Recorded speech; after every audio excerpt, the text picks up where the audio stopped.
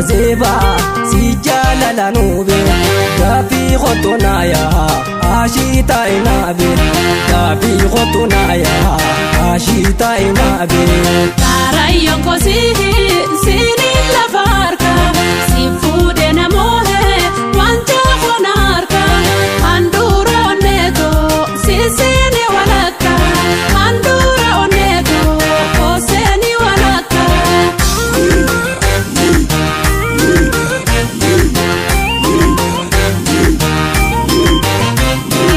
orom titibontu pai faya na sabe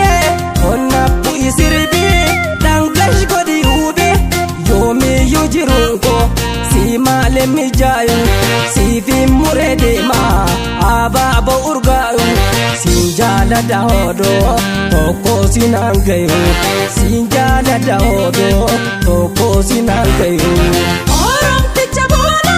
sabon tichaborka ninno fanaegi lashkona sefirka imam jarugo adira urgayo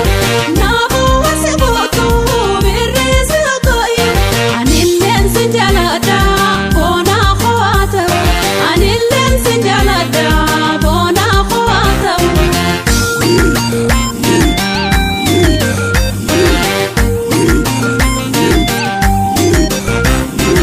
askotu bontu ya ashitangatu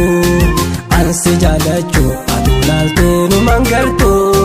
lashgote martu amante na lugatu nindu fabona dugadanin sijalada in hafu sirra obakami tinjirada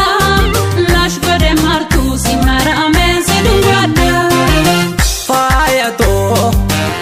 faya o mama khobaltus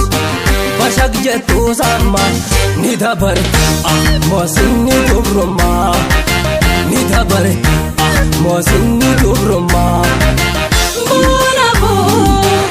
ago fare dumfura, gumarte, irfadi tu zarra, nidabarti mose nidardara, nidabarti mose niyamwara.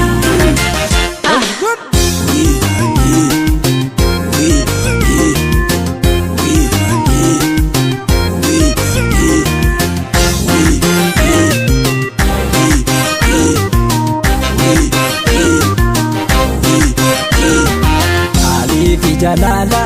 sirrati nababe onni khazeba si jalala nube gafi khotuna ya ashita inabe gafi khotuna ya ashita inabe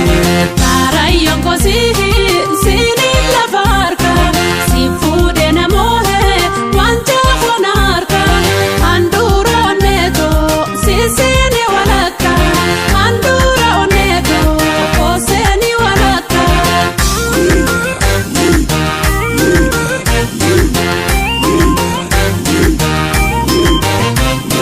sabon tu oromo yanta la bagada bayera midaida mufadu me ada utu bankoze irtulla veduida alla jasi goden onne rasimuda hedu to zigada o foden simbada hedu to zigada o foden simbada Sabona oromo ashita khobde walu mafnume khofodu nambade lamena hodam nudi walifinde choranke murabu sonnen kosedeide waka walimfede walijirahidi waka walimfede walijirahidi